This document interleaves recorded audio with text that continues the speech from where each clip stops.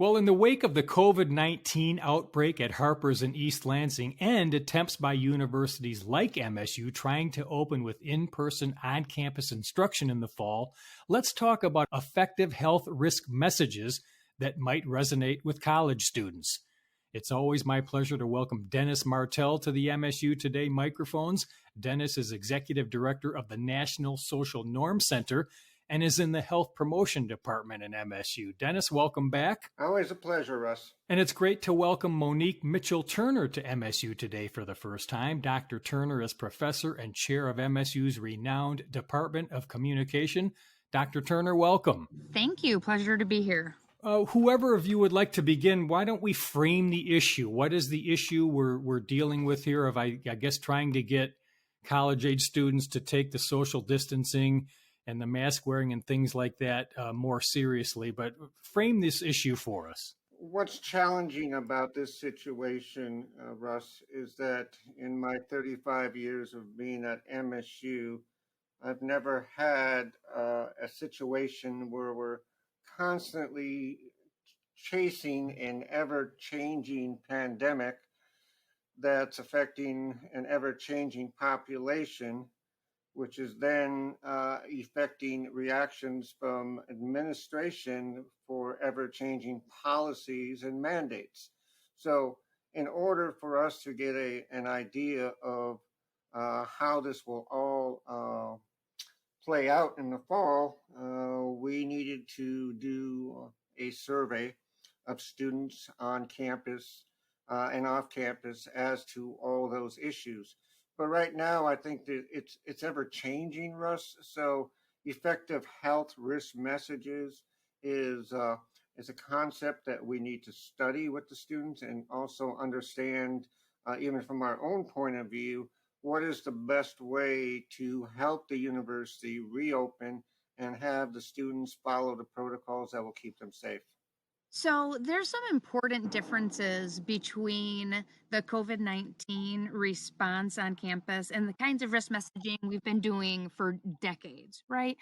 So on college campuses, it's pretty normal to have messaging about binge drinking, smoking, depression, mental health generally, etc. And when students' behaviors are what we would call risky, then we can focus on the impacts that they're having on themselves in the main. So when you smoke, you're hurting yourself. When you're drinking, you're hurting yourself. Certainly there are effects on their friends and families as well. But COVID-19 is really interesting because the students' risk behaviors might not have a substantial effect on their own health because of their age. But it will have a substantial effect on a number of people around campus, including, the immunocompromised, people that are older adults, etc. And so here we are faced with an issue where student risk behaviors are affecting other people on campus. And we've never really had to message something quite like that, right? We really haven't had cases where we've had to work quickly in a dynamic and changing environment to communicate infectious disease. So what is it about Gen Z and college-age students we need to understand now about how they receive these messages? With Generation Z, what we know is that there are some unique characteristics that make them quite different from millennials, as well as Gen X, as well as baby boomers, and so on. And I want to point out that it's not that something's really different about Gen Z. Every generation has unique characteristics. And that's also not to say that every individual in these generations aren't unique and special. It's just that we find that generations that are raised in similar fashions in a very wide net casting way have these characteristics that will help us understand what kind of messages work best with them. And so there's been a number of studies done on this unique generation. So for example, some studies show that they tend to be very team-oriented, very group focused. They tend to have a higher moral value. They really believe in authenticity. They really believe in taking the higher ground and being proactive to change things that previous generations broke. So we wanted to understand this generation in a way that we could communicate with them, create messages that resonate with them. We don't want to talk at people.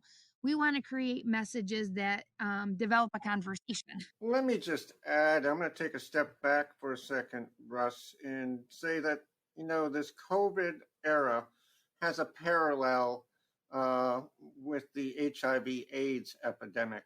And back in the, I would say, late to mid 90s, Dr. Kim Whitty, which Monique knows quite well, developed a theory called the extended parallel process model. And I bring that up because she brought me in to test that model on how do we get effective health risk messages to people who may be susceptible to HIV. And so she pioneered this theory, and this is part of what we're trying to find out from the students now, Russ. And Monique is right on with her characterization of this generation. But there are some things that cross the generations, and that is what the extended parallel process model tries to figure out. And really, it's an interesting model because it looks at the processes of when somebody faces a threat. You have four aspects. You have the self-efficacy, you have the response efficacy, you have the severity of the threat, and the susceptibility of the threat.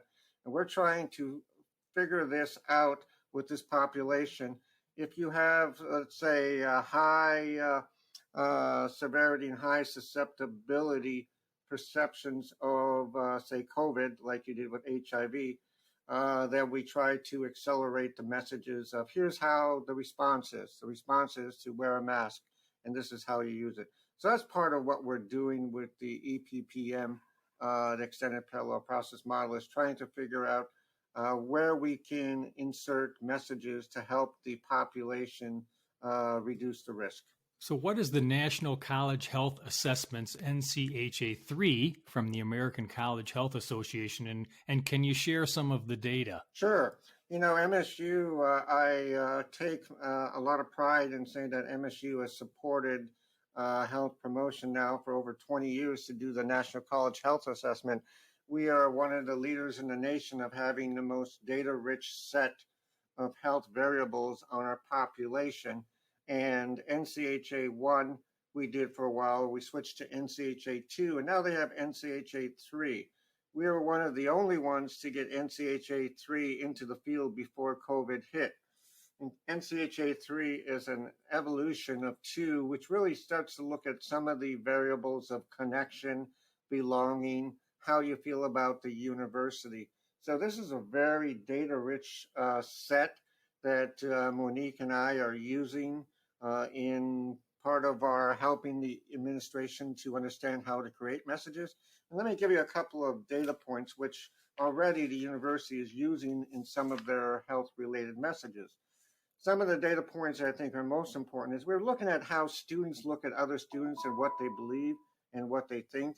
One of the data points is 80% of the students agree that at our campus, we look out for each other. Now, that's a really important data point in the sense that if we're going to get cooperation with masks and social distancing, we need to know if the students do look out for each other. Another data point, over 80% of the students agree that MSU is a place where the students' health and well-being is a priority. So they understand that the university thinks about their health and their safety. 90% of students agree they actively contribute to the happiness and well-being of others. Another data point which gives you some solid thinking about how students feel about the other ones and how they can contribute to reducing the risk. This one was really kind of interesting to us, that 80% of the students agree they are able to adapt when changes occur. That gives us the insight that they can adapt. We just need to figure out how the best way to motivate them.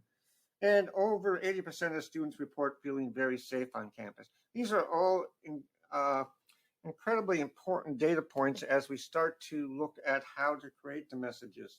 We usually take these social norms messages, and the social norm message is one that actually looks at what is the majority belief or majority behavior.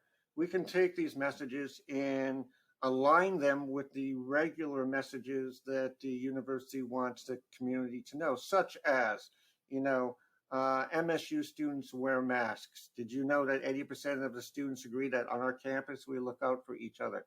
So they work very well with a behavioral message when you have a normative one to support it. So that's what NCHA 3 has given us so far.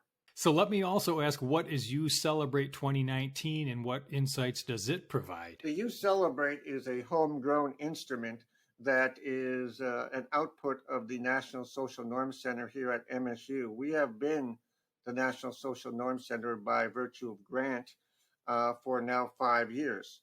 And during those 5 years, we have been fortunate enough to work with 12 other universities, granting them money to do the social norms approach. But we needed an assessment to look at how that campus was doing and whether they had a problem and how best to advise the campus to do the social norms approach. So we developed the You Celebrate. It's a very exhaustive instrument which looks at all aspects of campus behavior, such mostly in the area of drinking, but also in connection, the avenues in which students want to get their messages, how they want to get their messages, have they seen the messages. We now use this instrument on 12 different campuses, and we've used it on MSU's campus now 3 times. And what the You Celebrate gives us is that formative data, but also evaluation data and outcome data as to whether the social norms process is working. So we're getting some insights from 2019, such as, Russ, that for about 25 years now, we've been working on trying to understand why students back in the late 90s, early 2000s thought MSU was a party school. So one of the questions we've used on our You Celebrate now, as well as the celebration surveys over the years, is what is the most outstanding feature of the university? And we give them several different phrases and one-word answers to do. And over the years, we've seen a huge change in what students think the one outstanding feature of the university. And in 2019, the top 3 outstanding features were diversity, athletics, academics. Party school usually comes in about at 4.7%. But the university has changed its focus onto what's important. And some of it is based on, whether the athletic team is doing well or diversity is in the news. But academics has risen significantly. One of the other data points from You Celebrate that has been really important for us is that once again, we find out that students are watching out for students, whether it's drinking or something else. 70% of our students usually watch out for other students when they're drinking or doing something that could create harm. And the last one I'll talk about real quickly is, where did you see the messages? We're always trying to figure out where students see the messages and whether they have a bandwidth to accept a new one and what that bandwidth needs to look like. So we ask students all the time, where do you see the messages? And believe it or not, they're seeing more on the traditional venues than they are on what we think is the technology venues. 60% said they saw our messages on posters. 53% said they saw them in bathroom stalls. Our stall stories, where we place messages, stories in the stalls and bathrooms, seem to be one of the most popular places to get these messages. So that's some of the insight that the You Celebrate gives us. So I think what these data indicate that Dennis just shared from NCHA 3 and You Celebrate really show us is how community oriented our students are and how collectivistic they are. And that gives us a great window into the kinds of communication we can have with them. I mean, certainly you hear people talking about mask wearing behaviors and physical distance behaviors and how people aren't thinking about other people. Maybe that's true. I don't know. But what we do know is that they do greatly care about other people. And so if our messages can really make that salient and point it out to people, it seems as though that would really resonate with our audience. And so I think that that is a great ray of hope for us coming into reopening. And when you two have presented on this topic, you've mentioned motivation through pride and rivalry. Can you explain that? Actually, Russ, that when we presented to administration to try to get to see if everyone was be on the same page, because one of the things Monique and I both want is consistency of messages and not having cross messages. So one of my staff members sent me it was on Facebook, a kind of a spoof on U of M students saying that they can wear masks because they see some people at MSU wearing MSU gear. So it's kind of like if people can wear MSU gear, you can wear a mask. So part of that rivalry, MSU, and Monique has said this before too, MSU has one of the largest alumni in the world and probably one of the most unified. I don't know, and Monique has said this too, and Russ, you know this, wherever you go in the U.S., if you see somebody wearing Spartan gear, you see somebody wearing green or white, and you say go green, you automatically get a go white. I mean, there's a very unified body of alumnus here that take a lot of pride in MSU, in academics, in athletics, in all aspects of our research. So knowing that we have a very unified body and that there's a lot of pride in going to MSU, and there is a rivalry, that we can also use that if we need to. Absolutely. I couldn't agree more with what Dennis just said. I mean, I'm a proud Spartan alum, 3 degrees from this fine university. And just like Dennis said, no matter where I've gone in this country or even internationally with my Spartan gear on, I find another Spartan crossing the street to let me know that they too went to MSU. So the reason we're bringing this up in our presentation is because Spartans take a great deal of pride in this university and what it stands for, and it being a land grant university. And that's something that we should really talk about in terms of compelling people to engage in behaviors that protect other Spartans.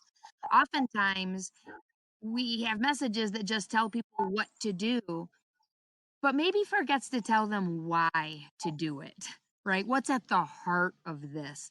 And I was arguing that this is a very special place with a special mindset, and we should really talk to people about, thwarting COVID-19 is also about protecting this university.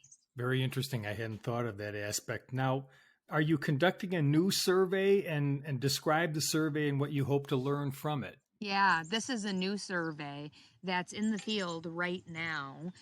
And much like the surveys that Dennis and his team have collected previously, what we really want to understand is the psychological mindset of the student body. Do they perceive COVID-19 to be a threat? Do they feel it's severe? Do they feel susceptible? Do they think other people are susceptible? How common do they think it is to wear a mask or to engage in physical distancing? How are they experiencing these behaviors emotionally? Do they make them nervous or angry? We also want to understand how oriented they are toward being a member of a group. And then, of course, we also ask them about a variety of potential spokespeople for a campaign and potential slogans or messages. We really want to understand what they think would work. We want their voice, and that's what the survey was attempting to gain. Yeah, I think Monique covered pretty much what we're trying to gain from the survey. What we're trying to do, too, is really advise upper administration how to go about the messaging. And, Monique has done some fabulous research over the years on emotions and how emotions and anger and other things play into behavior and how people react. The social norms part of this is really important in the sense, Russ, that social norms is a really positive approach. And Monique and I have already advised the university on some of their earlier sketches not to tell people what to do. What social norms does is doesn't tell you what to do, it tells you what you do. In other words, if it's normative to wear a mask, we tell the students it's normative to wear a mask, not to wear a mask, but it's normative to wear a mask.